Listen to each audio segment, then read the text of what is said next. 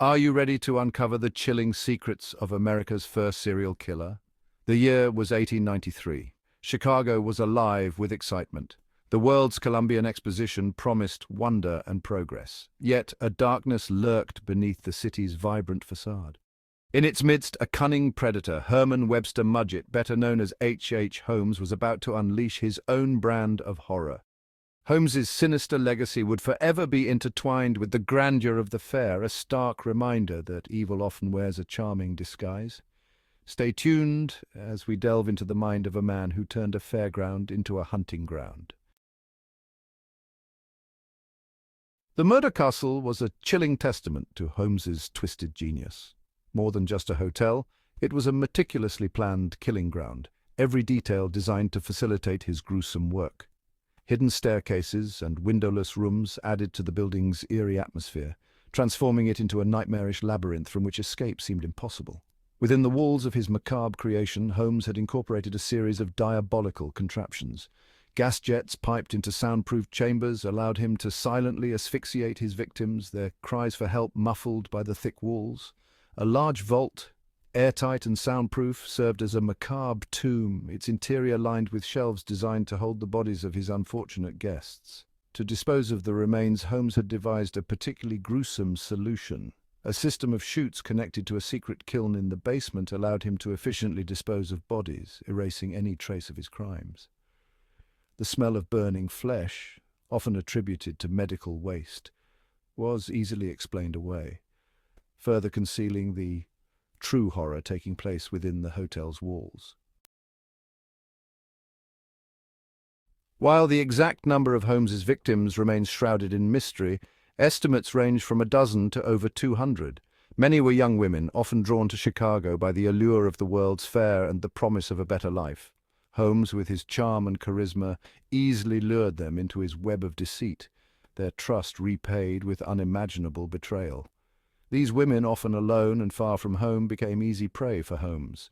He would offer them employment, lodging, or companionship, only to lead them into his deadly trap. Once inside the murder castle, their fates were sealed, their lives extinguished within the cold, unforgiving walls of his creation. The discovery of the bodies, many decomposed beyond recognition, sent shockwaves through the nation. The public was horrified, not only by the sheer brutality of the crimes, but also by the realization that such evil could lurk beneath the surface of seemingly ordinary life. Section 4. The Capture of H. Holmes, a Killer Unmasked. Holmes's reign of terror finally ended in 1894. His elaborate schemes of fraud and deception, which had long gone undetected, began to unravel. He was eventually apprehended in Boston not for murder but for insurance fraud related to the death of his associate, Benjamin Pittersell. This arrest, however, would prove to be his undoing. As investigators delved deeper into Holmes's past, the full scope of his crimes began to emerge. The discovery of the murder castle, its gruesome secrets hidden within its walls, sent shockwaves across the nation. Holmes, initially apprehended for fraud, was now the prime suspect in a series of murders that had terrorized Chicago. Confronted with overwhelming evidence, Holmes confessed to 27 murders, although the true number is believed to be much higher. His confession, detailed and chilling, provided a glimpse into the mind of a killer, revealing a man utterly devoid of remorse or empathy. Section 5. A Killer's Demise, Execution and Eerie Aftermaths.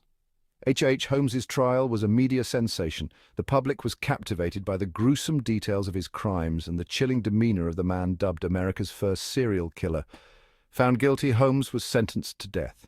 Even in the face of his impending execution, he remained strangely calm, his demeanor a chilling reminder of his cold-blooded nature. On May 7, 1896, Holmes was hanged at Moyamensing Prison in Philadelphia. His execution, however, was not without its strange requests and eerie aftermaths. He had requested to be buried 10 feet deep and encased in cement, fearing grave robbers would steal his body. Whether this was driven by genuine fear or a desire to maintain control even in death remains a subject of speculation. Following his execution, strange occurrences were reported at the site of the murder castle. Unexplained noises, flickering lights, and apparitions were reported, fueling the growing legend of H. Holmes.